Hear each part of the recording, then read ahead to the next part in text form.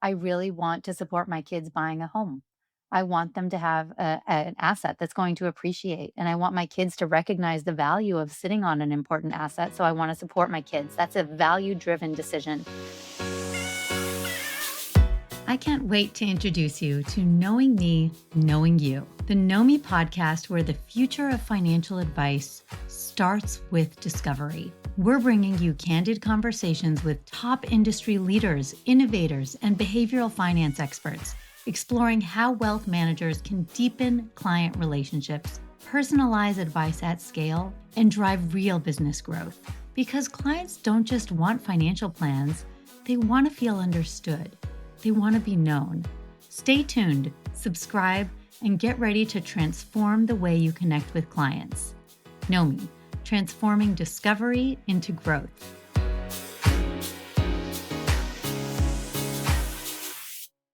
Hi, and I'm really excited to launch in today's conversation because we're doing something different. Today, we are joined by Kevin Gutman, a senior mortgage broker and certified reverse mortgage professional and four-time Amazon best-selling author.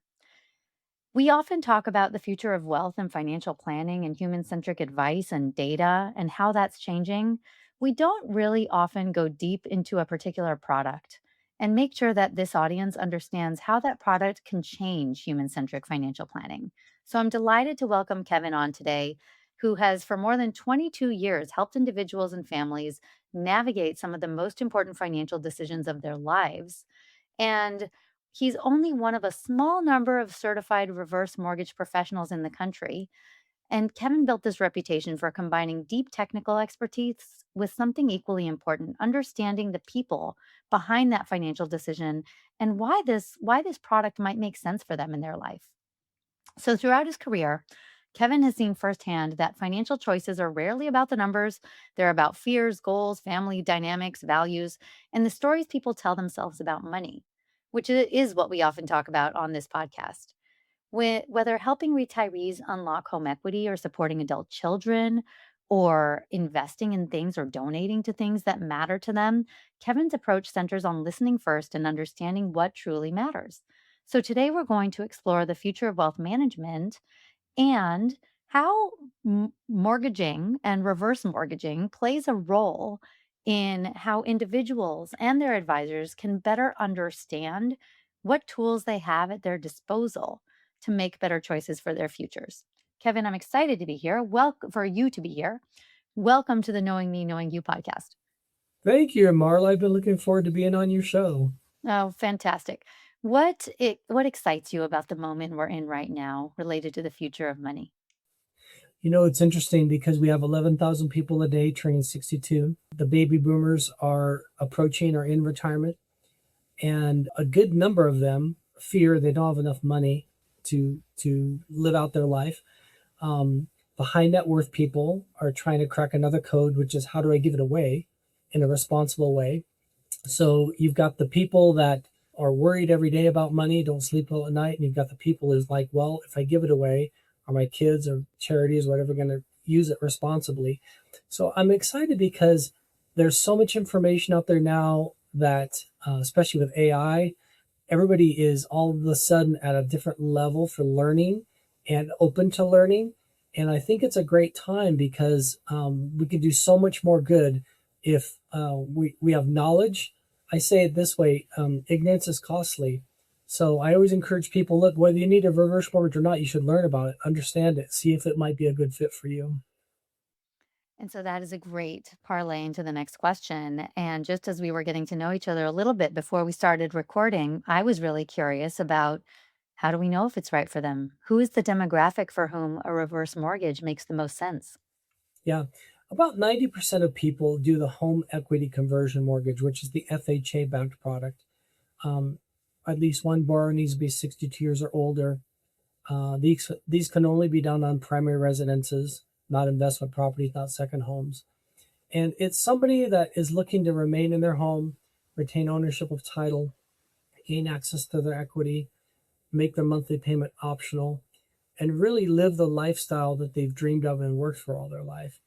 Now, where you live out in California, one of the more popular products is the proprietary or the jumbo reverse mortgages. In that instance, borrowers need to be at least 55 or older, and usually the properties are a million and up, one to 10 million.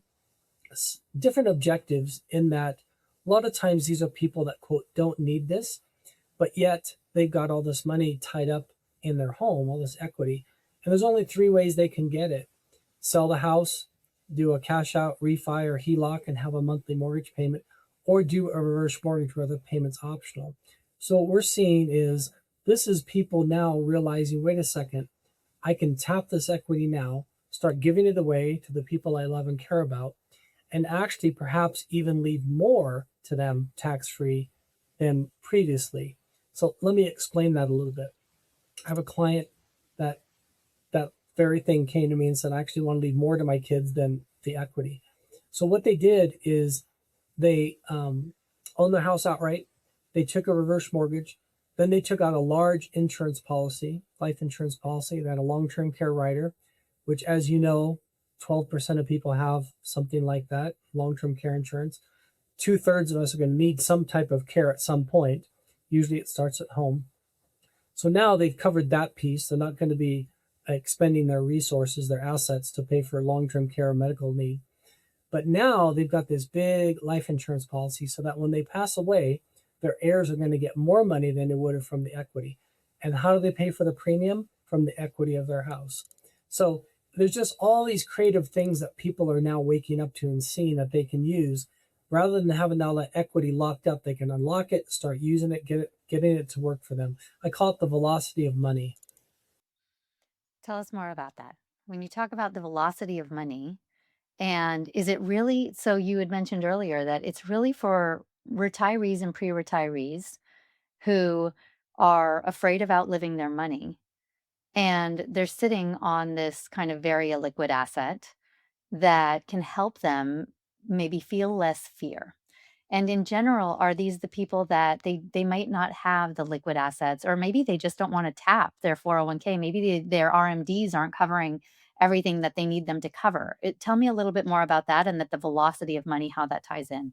Yeah, yeah. Another thing too along that line is these high net worth individuals. They have multiple streams of income, possibly a business or real estate or annuities or life insurance loans they can get, etc. But most of their sources are taxable. The one thing about mortgage proceeds, whether it's a HELOC or a reverse mortgage, is anytime somebody draws money out of a mortgage, it's not taxed. So this can be another, I can't really call it a revenue stream because it's not taxed, but it can increase cash flow tax free.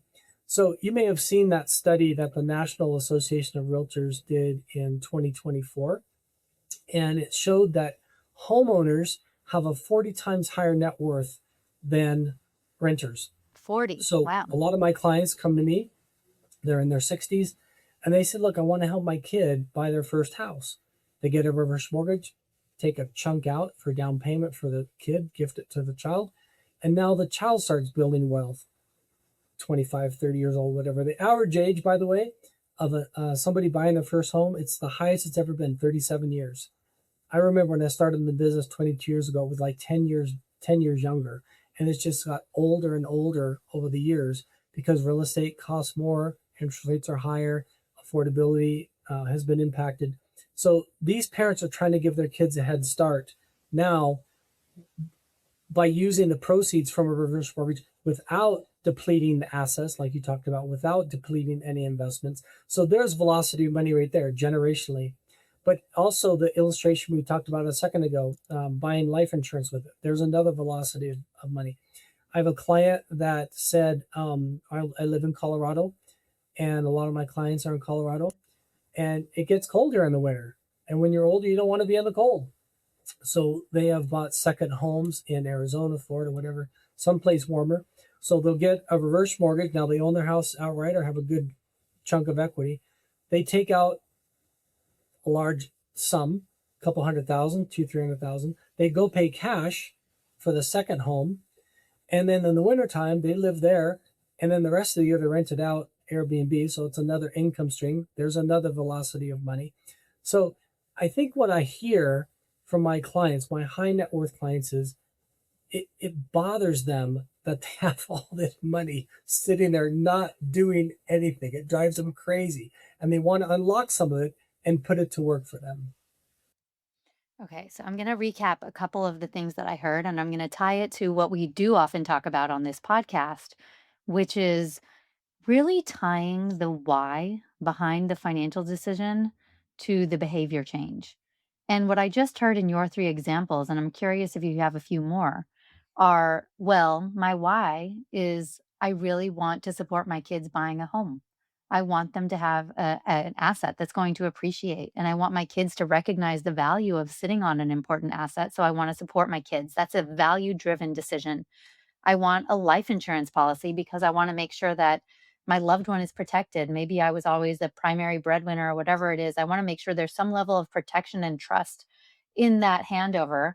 And protecting my loved one is really important to me. And then the third one, which I really liked, was I don't like the cold. And I want to be somewhere warm. My value is that I want comfort and I don't like to shovel snow. And I want to make sure that in the winters, I can actually enjoy a quality of life and well being that means that I don't have to shovel snow, let's say. So, those are three amazing examples that really tie the why to this particular financial decision. Do you have any others? Like when you think about the reverse mortgage and the demographic and what's the why driving it? Because those are great just in terms of like really making it tangible. You've probably seen that study by Fidelity about a healthy 65-year-old couple is going to spend, I think it's $285,000 on health care and expenses in retirement. So one of them would be if they can get a life insurance policy with a living rider benefit or a long-term care rider benefit. What they're doing there is they're shifting the risk away from them, depleting their assets to pay for medical care, to the insurance policy, to the insurance company.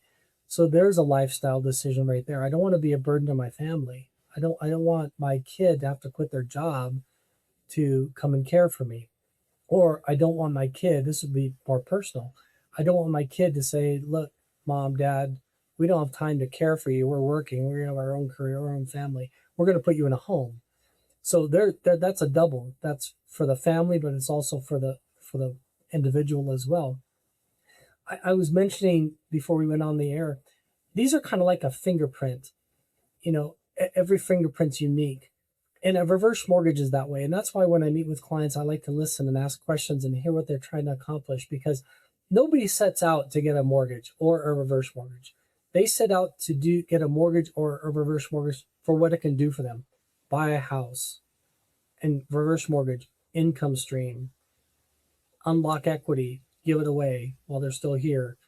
So the only restriction that's put on the proceeds from a reverse mortgage is the borrower cannot buy an annuity. That's the only restriction. They can do anything else they want. They can gamble it away. They can buy a car. They can take a trip.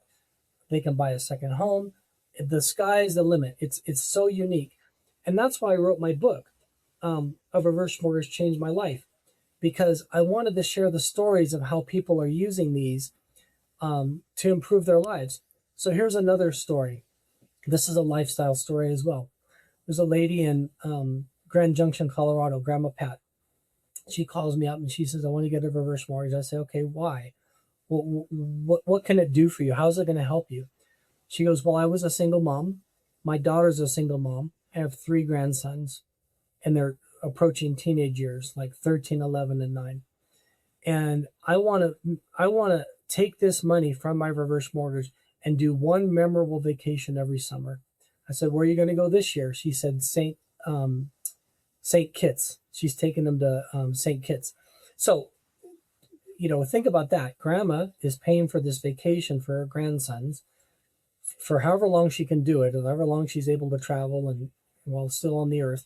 And these kids are going to have this memory of their grandma long after she's gone. They're going to remember going to St. Kitts and doing all this stuff with grandma. So that's what we're trying to say is instead of your life ending when you stop working, right? This could be the best years of your life, but you've got to have money to do all these things that you want to do. And Mhm. a reverse mortgage can be a source to access that money without depleting your other assets. I mentioned earlier before we went on the air again, Dr. Wade Fowl. He was a professor at the American College for Financial Planners, led the program for Retirement Income Certification Specialists, RACP, and he wrote a book. And the genesis or the gist of that book, the research was when somebody takes out a reverse mortgage and the year after a down market, the stocks are down, we'll just say this year, the next year, they don't take any money from their stocks. Instead, they tap into the proceeds from a reverse mortgage. It's called a buffer asset. That makes the money last so much longer. It decreases the odds of them outliving the money substantially. So this isn't just somebody saying, hey, this is a good thing to do. There's research by smart people backing this stuff up. And he's just one guy. There's lots of research on this. We can talk about taxes, how it helps with taxes and stuff too. I mean, it's almost endless the possibilities that we can get into. Okay. So I want to come back to what you were saying earlier about how do you know who it's good for? And I also want to ask you, how do you know it's not good for? And here at Nomi, oh, sorry, we can go there. And I was going to throw in an example. So my husband, for instance, um, he definitely has a money belief that our house value is something he wants his children to enjoy. Like our profit property is part of the value of kind of inheritance. And he definitely wants to have as much value in that property as possible. We want to own it outright and make it a nice kind of deliverable. Um, would he be a wrong fit for this type of a product? Not necessarily. Um, he may want to consider the strategy we talked about a few minutes ago, taking out a life insurance policy more than the equity. So let's say, for example, Marley, you have an equity of 1 million.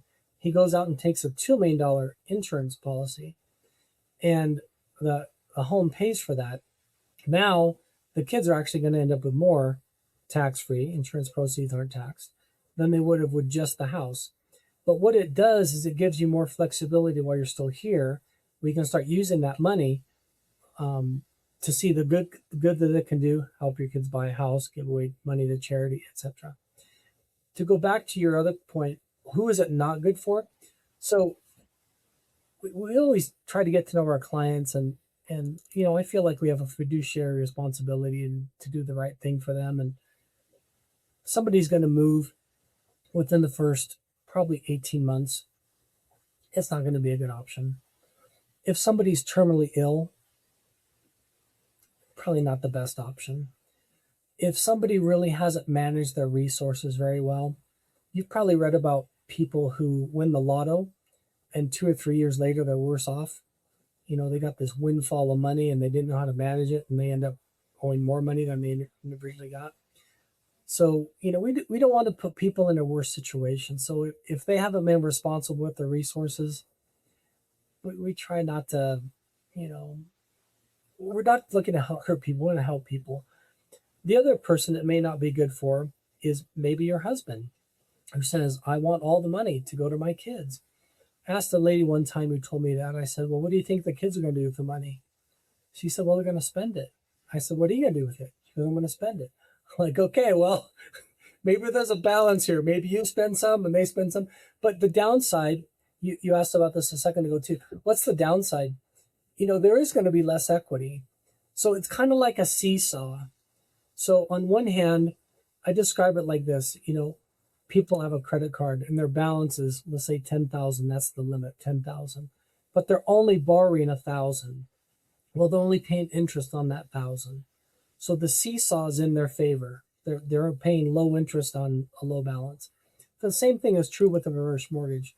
You get access to several $100,000 and you're not using very much of it. The seesaw is in your favor. However, if you start using it and now you have a higher balance and you're paying more interest than you're earning, because these can come with a line of credit. Let me back up. There's 3 ways it can be used. One is to make your monthly payment optional. There's never a payment required, but that's how 2/3 of people use it. They have a payment now. To get a reverse mortgage, that payment's optional. That's the number one way. Number two is about 30% of people use it to access equity. And they can get that money three ways: lump sum, monthly payments, or line of credit. By far, the largest choice is line of credit because with the HECM, the FHA backed version, that can grow by compound interest month over month, tax free, insured, protected from the market. The proceeds aren't taxed. So you've got a 6% growth, we'll just say, on this money. Say somebody has 200,000, 6% growth. They don't touch it for 12 years. The rule of 72 kicks in. Now that 200,000 is 400,000. They let another 12 years roll. Now it's 24 years in. They haven't touched anything. That 200 is now 800,000. They can tap in tax free and do anything they want with it except buy an annuity because they've already annuitized that money. The government doesn't want them tying it up more time, more money. They've already unlocked it, annuitized it. The third way is somebody can finance a home with a reverse mortgage.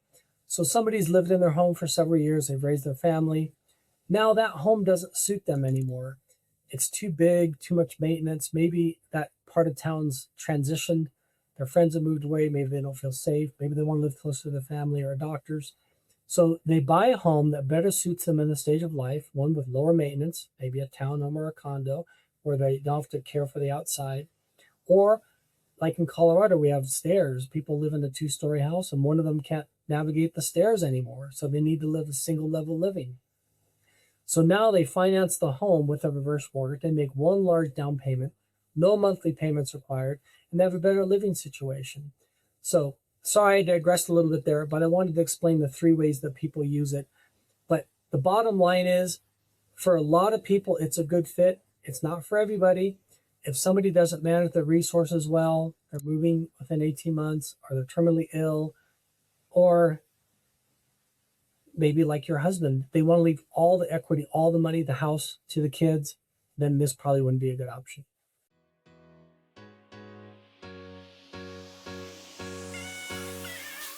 What if financial planning wasn't just about numbers, but about you, your values, your goals, your vision for the future? Nomi is transforming client discovery for wealth managers, going beyond assets and risk scores to uncover what truly matters. With behavioral insights and real-time data, Nomi helps advisors personalize advice, build deeper connections, and grow their businesses. Because the best financial decisions start with knowing you. Discover the future of client engagement at nomi.com.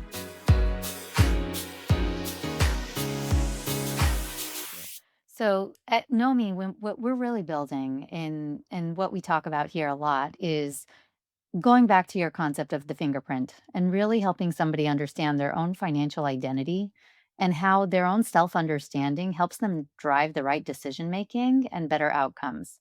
So you mentioned several whys and scenarios that would potentially lead them into a reverse mortgage.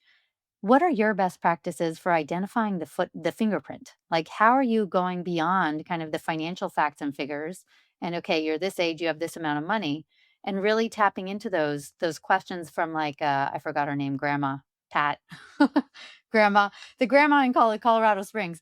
But how are you actually getting to those why types of bits of information? Because our whole hypothesis is if you don't know that and they don't know that, you're gonna have a really hard time getting to that next step of behavior change and product selection. You need Yeah, to really deeply understand what's going on here. yeah. So, anybody can take the information and put it in the application. That's easy. Name, date of birth, address, how long we lived here, income, da da da da. That stuff, a monkey can do that. That's easy. But getting below, okay, so great, you want to look at this, but why? What are you going to do with the money? How is this going to help you? How is this going to improve your life? What's going to change for you if you do this? So I'll tell you a quick story. The very first lady I helped was an 84-year-old mother of one of my clients, about 5'4", just full of fire, real sweet gal, and her name was Carmen. And I said, "Hey, Carmen, tell me about what's going on in your life to where you're looking at a reverse mortgage." She lived in a duplex, rented out one side that paid the mortgage. then had lived in the other side and had Social Security to live on. And you'd be shocked at how many people just have Social Security to live on. It's sad. So I said, okay, why do you want to do it? She goes, well, my money's a little bit tight. My budget's tight. I'm like, okay, I can understand that. A lot of people have that same concern. Tell me more about that. She goes, embarrassingly, she goes, well, to be honest, I'm going to the grocery store and I'm using credit cards to buy groceries. Can you imagine an 84-year-old, think if it was your mom, an 84-year-old lady having to go to the store, doesn't have enough money to pay for groceries? By the way, this isn't the only example like this. I've had people tell me this about their prescriptions and stuff too. But the point is, she was having, didn't have enough money. She's using credit cards. So at the closing table, I can do the math. I know how much money she's saving. No more mortgage payment, pay off credit cards. It's just a little bit shy of $1,200 a month. So we're basically doubling her cash flow because her Social Security was $1,200. So I said, hey, Carm, I know the math. I understand the math, but tell me what this is going to do for you. She kisses me on the cheek. I had to go home and tell my wife I got kissed at closing by my client. Kisses me on the cheek, and she says, well, to be honest, I don't have to worry about money anymore. I can sleep at night. And I'm like, man, if this is reverse mortgages, I can get kissed at closing, I'm in. And the rest is history. You know, now hundreds and hundreds of people have been helped over the years. But there's an example of, that lady's life was changed. By the way, she lived in her home another 10 years, no mortgage payment, lived independently. She finally got to the point at 94, she needed more help. She needed to move in with a relative. She ended up selling her house. There was equity at the end. That's a myth people believe, is there's not going to be equity at the end. There's almost always equity at the end because you're only borrowing a small amount. You're only borrowing 35 to 45% depending upon your age. So she borrowed that money, was conservative with it, and still had money left over at the end so she could pay for care. If she needed to go into assisted living, she had money to do that. But she ended up moving in with a relative. So that's kind of a long answer to your question. I hope I answered it okay. I think you did. And I wanted to give you an opportunity to just talk a bit about your book and how reverse mortgage saved your life. And it sounds like you gave us a good example now with your client Carmen. But tell us a little bit about what did you write about, and was it your story personally? What happened was I took some of my clients into the radio studio, and the themes of the commercials was going to be a reverse mortgage changed my life because they'd call me long after, months after, and say, hey, you won't believe what you've done for me. This helped me so much. I'm like, man, I need to go on the radio and just get the word out and help these people who are so opposed to it. You bring up the word reverse mortgage and it's like they don't want anything to do with you, like you got the plague or something. Why do you think? I'm Yeah, like, we it's can just not pause that there for bad. a It's minute. Why actually do you good. think? Why do you think that reputation exists? Yeah. From 1961 to 1988, these were not regulated. So lots of companies had a version of a reverse mortgage. It's kind of like the Wild West. And so people got taken advantage of. They lost their homes. They were foreclosed on. So 1988, Congress and President Reagan signed the Home Equity Conversion Mortgage Bill. And the idea was to help a senior 62 years, a senior homeowner 60 years and older to retain title as an owner, to remain at home, to gain access to their equity, to entertain the lifestyle that they've worked for and dreamed of, and to not be a burden on society, not be a burden on their family. And 2003, AARP did a survey to see how people who had a reverse mortgage, if they were satisfied, 93% were satisfied or very satisfied. Over 1.2 million people have taken out a reverse mortgage since 1988. And the program keeps improving. It's the safest mortgage anybody could ever get. There's so many safeguards in place for people. For example, they have to do mandatory third-party counseling, independent third-party counseling. The fees are regulated by the state and by the government, federal government, and by HUD. So there's just lots of safeguards in there because seniors are a vulnerable population. Okay, So so what I'm I sorry, always I tell didn't mean to people, take you off the story of the book, but I think it's helpful to understand like that negativity probably stems from those older generation that might be interested in them, but they have this kind of pre-regulated negative perception. Okay, helpful to understand. yep. So the back to the book. So I'm at the radio studio. I'm leaving, and I'm in tears because I'm just so impacted of how my clients' lives have been changed, and I got to be a part of it. It's just very moving. And I thought, I got to write a book. So I reached out to my clients. I said, would you be willing to share your story in a book?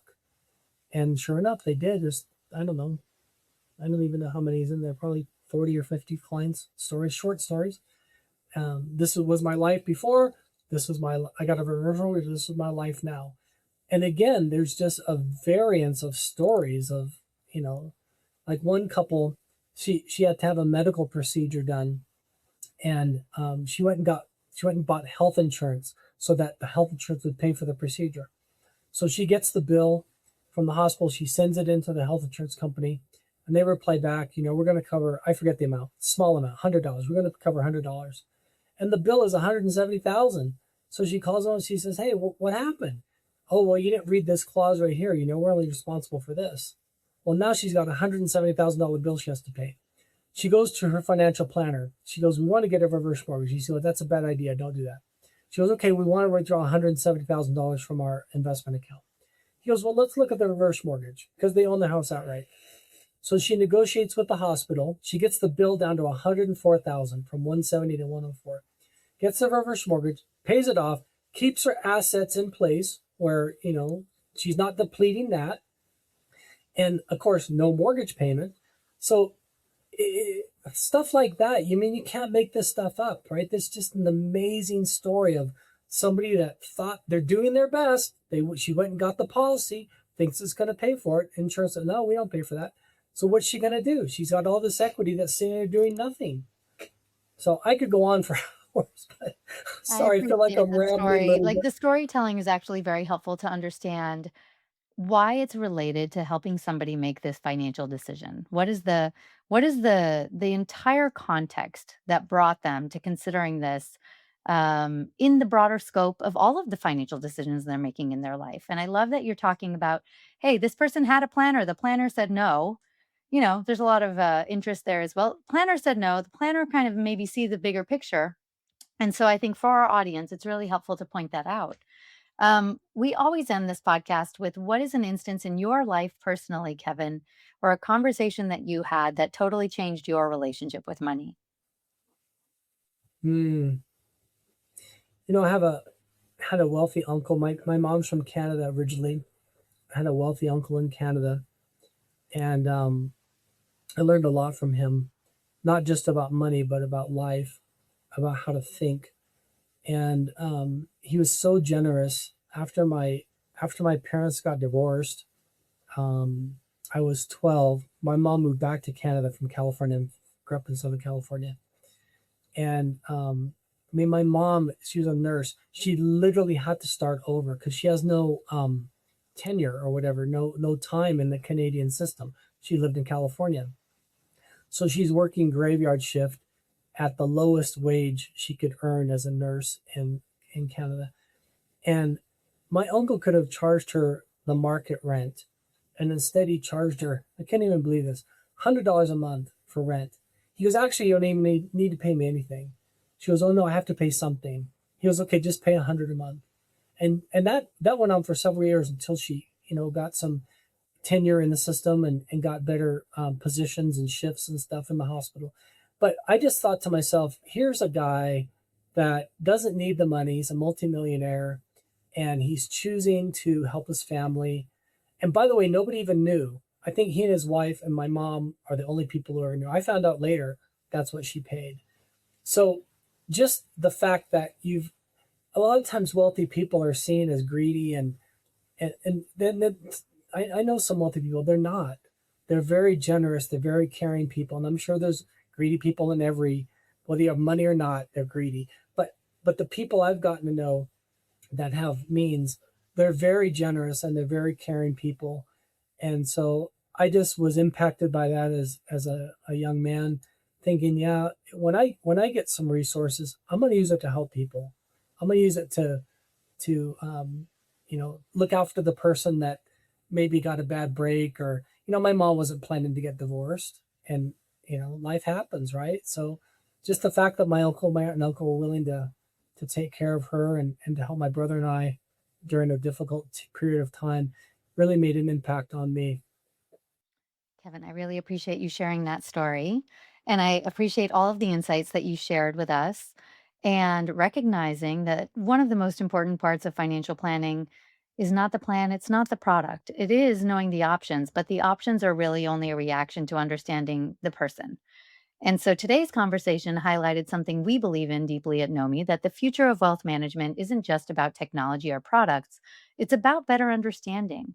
It's when clients uncover what truly matters to clients, their values, their motivations, their fears, aspirations, then they can help people make the financial decisions that create confidence, clarity, and purpose.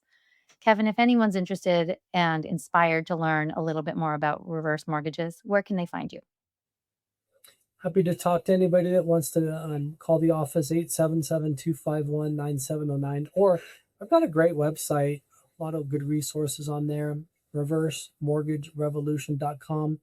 There's a free consumer guide that people can download and read. It's very comprehensive. There's some videos and FAQs and podcasts on there. So reversemortgagerevolution.com would be a good place to start. Amazing. And listeners, what did you find interesting here? I generally bring on traditional financial planners and wealth managers and people who are running financial planning firms. We've had a lot of financial therapists and behavioral scientists. This is the first time I've brought in somebody to talk to us about reverse mortgages and mortgages generally. Was this of interest to you? What did you think about it? I'm very curious for your thoughts. Tell us if you learned something. And if you did and you think others should learn it, please like, share, rate this on your favorite podcast apps. I am very grateful that you are here, Kevin. Thank you. Thank you so much, Marla. I sure enjoyed it. Awesome. Thank you for joining us on the Knowing Me, Knowing You podcast. If you enjoyed this episode, share it with someone who needs to hear it. And don't forget to subscribe, rate, and review. Your support helps us bring more transformative conversations to you. Until next time, keep discovering, keep growing, and remember, you're in control of your own financial story. Follow us for more conversations on financial confidence, self-discovery, and the future of money.